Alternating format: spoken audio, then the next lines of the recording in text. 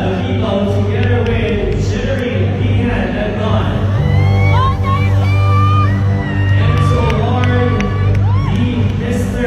CLBHUI 2026 is Ms. Ray Bakti Monteverde together with Ishi Ben Hilal.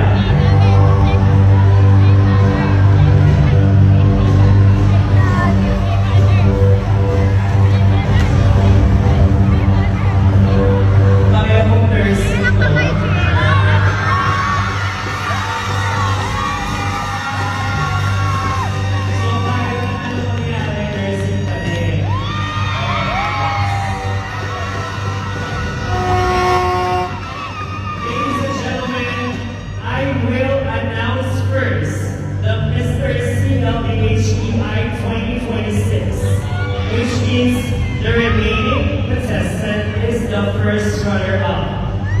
Candidate number 4 and 2. But for the awarding one Jenny first runner-up, and the Mr. CLBHUI will have his crowning moment. Okay.